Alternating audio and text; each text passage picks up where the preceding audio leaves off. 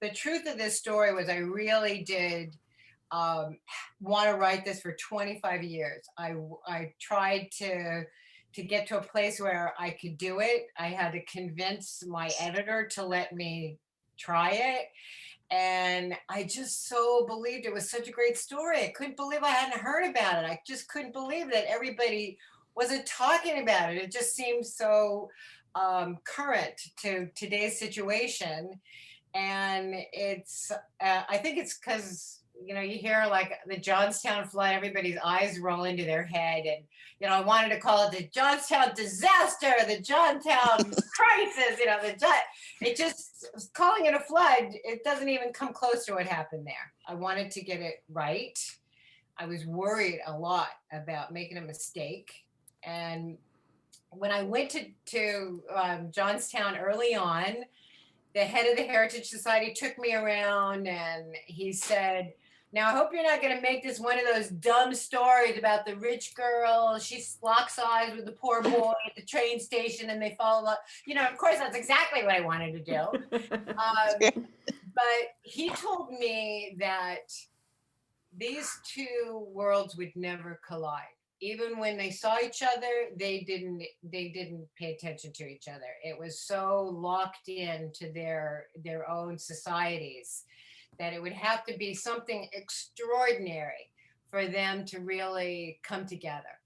And so he forced me to think about it a little more carefully to try to make more of an authentic way that these two people from different worlds could possibly come together and do the unthinkable, stay together. It was so along the way it's amazing all of the things that are going to change the way you try to tell the story.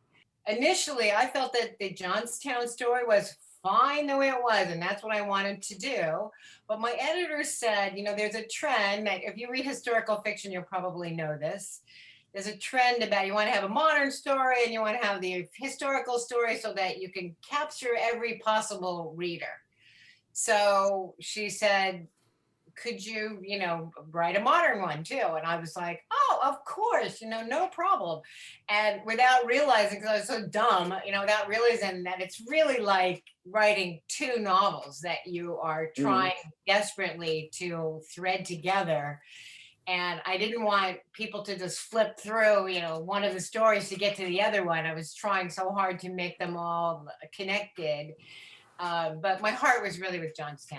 I hope that didn't show too much, but I really love that story so much.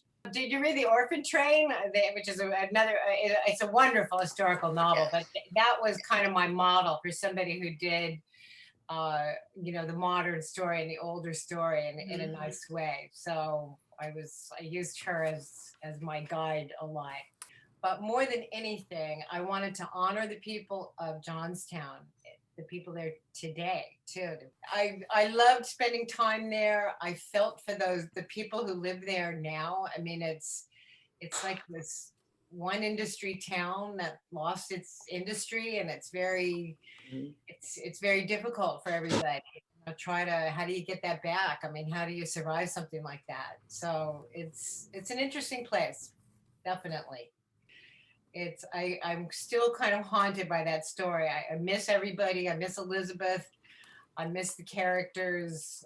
In fact, believe it or not, early on I got so many emails asking me what happened to her. Did she have a happy life? Did she have children? Did she have, Yeah, we wanted to know that. Yeah. Yeah, and did she get married? It's fictional, but I was like, yeah, she did. She had a happy life. Her marriage, and in my mind, she did. She was like such an extraordinary woman that I wanted her to have a good life. And it's a crazy thing that happens, how attached you do get to your characters when you spend so much time with them. And one thing I regret is, had I known how great a story Clara Barton really was, I would have made it about 3 women, really. I would have included her a little bit more in her life. I think it was just extraordinary finding out about her. And there is surprisingly very little information about her. And I think she was kind of, one of the original bitches, if you excuse my language. She was sort of a tough woman, and nobody liked tough women back then. And I've noticed they don't like tough women now either, darn it.